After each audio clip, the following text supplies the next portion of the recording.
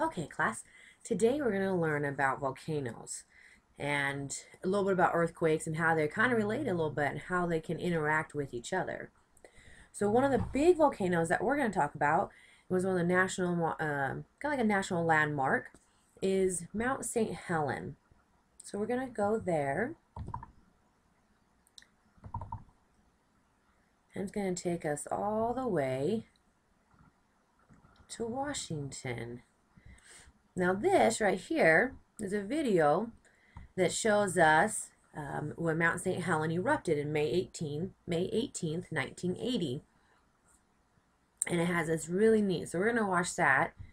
And then we're going to talk about it, okay?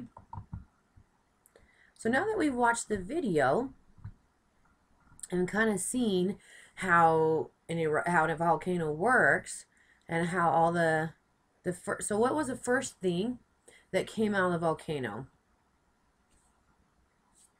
That's right, there was ashes, it was gray, it covered everything.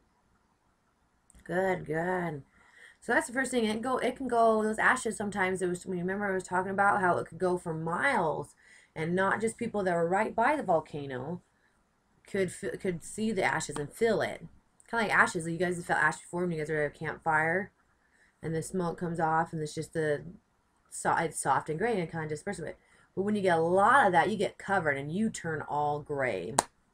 And that's what happened to all the forest and the houses and the people that were left there that happened to. Most of the people got out. They had an evacuation where everybody left because they knew that the volcano was going to erupt. Now, what made the volcano erupt? What made it go off and blow up? That's right, earthquakes. We see all these earthquakes. So we look right in here and we see all these little orange dots. These are all earthquakes that have gone off over the years. And if we click on one, it'll show you that this earthquake happened on May 8th of 1980. So that was just shortly before the volcano erupted on May 18th, huh? So just 10 days before there was an earthquake. And it shows us the magnitude, so how big the earthquake was, and so how much it shook, and sometimes people could feel it if they were close enough, and sometimes you can't. So like when you guys are sitting in your desk and you shake it, you can feel it, but if nobody else is around you, they can't feel it, huh? But if we put 4 desks together, like when we're in groups, and we shake one desk, sometimes it will bounce off the other desk, and it'll hit the other desk, and so it'll hit the other ones, and each one of you guys will be able to feel that. That's right there in the group. So that's a little about what an earthquake does. So you see, all these dots are all the earthquakes that have happened around Mount St. Helen. This right here, this big circle right here, is actually where the mountain is. And we'll scroll out a little bit and we'll see that when we get bigger, we get farther away from it, there's other earthquakes out here that happen. But right here, right where Mount St. Helen is, where the volcano's at, that's where a lot of earthquakes happens. And you can see these other ones over here. These are other volcanoes that what we call are dormant. So Mount St. Helen was dormant for a while, meaning it didn't move, it didn't do anything, nothing happened to it. There's no the lava underneath the bottom that came out afterwards.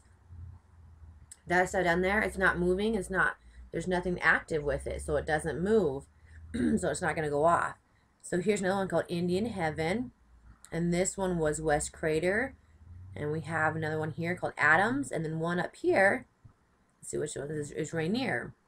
But Mount St. Helen was the one that erupted, and it was so big that we remember it. So let's look right here. We're going to go in a little bit more again.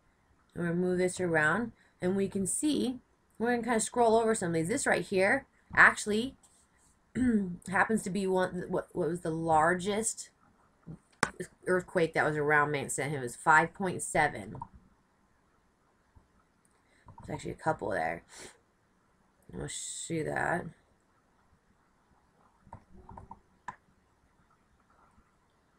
Well, that really went in.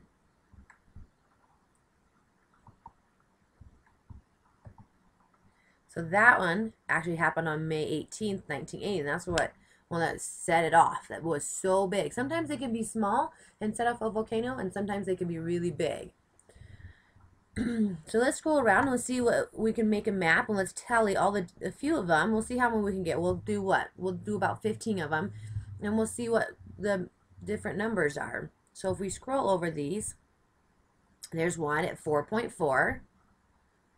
This one right here, again, there's another one, 4.4. Can you guys see where you're seeing that? Right there, the dot says M, says that means for magnitude, and then 5.2 is showing you how big the earthquake was. And I'm going to show you something else here. We're going to talk about elevation a little bit. Does anybody know what that word means? Good, yeah. So elevation is talking about how high something is or how low it is. So when we scroll, we see, I'm going to move this, and we're going out. Right down here at the bottom, as I move this hand, we're actually going to scroll right over it.